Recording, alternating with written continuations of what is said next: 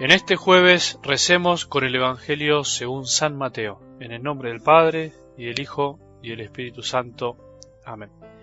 Jesús dijo a sus discípulos: No son los que me dicen, Señor, Señor, los que entrarán en el reino de los cielos, sino los que cumplen la voluntad de mi Padre que está en el cielo. Muchos me dirán en aquel día: Señor, Señor, ¿acaso no profetizamos en tu nombre? ¿No expulsamos a los demonios e hicimos muchos milagros en tu nombre? Entonces yo les manifestaré: jamás los conocí, apártense de mí ustedes los que hacen el mal. Así, todo el que escucha las palabras que acabo de decir y las pone en práctica, puede compararse a un hombre sensato que edificó su casa sobre roca. Cayeron las lluvias, se precipitaron los torrentes, soplaron los vientos y sacudieron la casa, pero ésta no se derrumbó porque estaba construida sobre roca. Al contrario, el que escucha mis palabras y no las practica puede compararse a un hombre insensato que edificó su casa sobre arena. Cayeron las lluvias, se precipitaron los torrentes, soplaron los vientos y sacudieron la casa. Ésta se derrumbó y su ruina fue grande. Cuando Jesús terminó de decir estas palabras, la multitud estaba asombrada de su enseñanza, porque él les enseñaba como quien tiene autoridad y no como sus escribas. Palabra del Señor.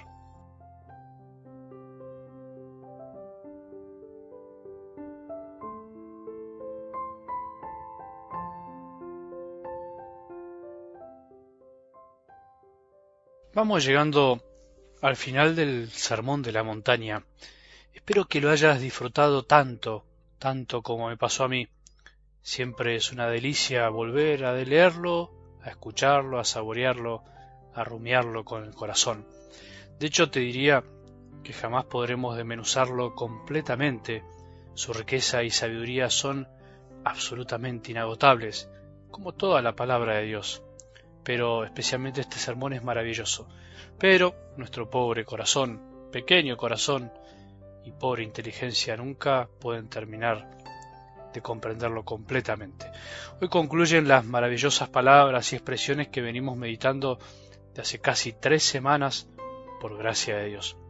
Pero al mismo tiempo, como siempre, después de que escuchamos a Jesús en algo del Evangelio, hoy también deberíamos empezar a luchar en este momento, ahora, para construir nuestra vida sobre estas palabras, a vivirlas, a ponerlas en práctica para poder entrar así en el reino de los cielos, como nos propuso Él, como nos propone cada día. De eso se trata, es verdad, porque para eso escuchamos, para vivir lo enseñado. ¿Qué sería entrar en el reino de los cielos? ¿A qué se refiere Jesús con esta expresión? Se refiere a empezar desde hoy, desde ahora, en este día y todos los días de nuestra vida, a vivir como hijos de Dios, confiados en su infinito amor, en su paternidad providente, en su perdón misericordioso y en su deseo de que vivamos como hermanos, amándonos como Él nos ama, siempre, sin distinción. No nos olvidemos que el reino de los cielos puede llamársele también reino de los hijos, reino de Dios, o sea, reino de un padre, con millones de hijos que desean vivir como hijos, pero especialmente que sus hijos vivan como hermanos. Por otro lado, es claro que también Jesús se refiere a nuestra entrada final, a lo que figuradamente llamamos cielo, a ese momento que nos tocará cuando partamos de este mundo y seamos juzgados por el amor que hayamos podido dar.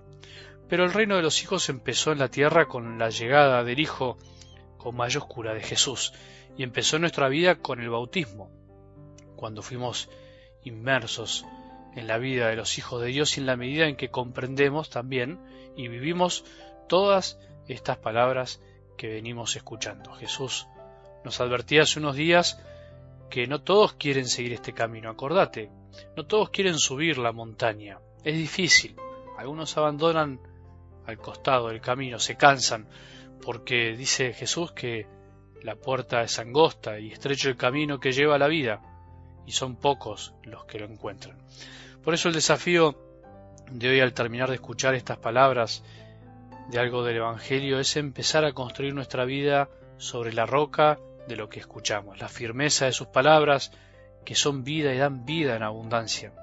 Muchas veces por medio de estos mensajes que trato de compartirte reflexionamos sobre el tema de la escucha, la necesidad de escuchar para amar verdaderamente. En definitiva, solo escucha en serio, bien, quien puede vivir lo que escucha, quien se esmera para vivir lo que escucha y lo asimila. El que escucha y vive es sensato.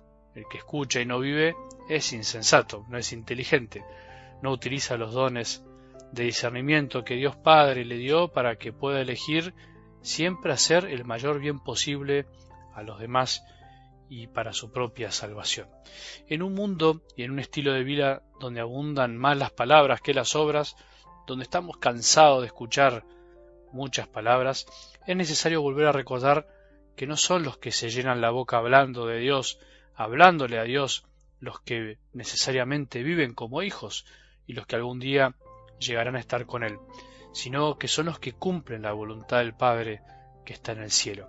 Y para cumplir esta voluntad de Dios debemos conocerla, quitando todos los obstáculos que nos impiden descubrirla, y después de conocerla, abrazarla y elegirla, cueste lo que cueste, piensen lo que piensen, digan lo que digan los otros, sabiendo que nuestro Padre que ve en lo secreto nos recompensará.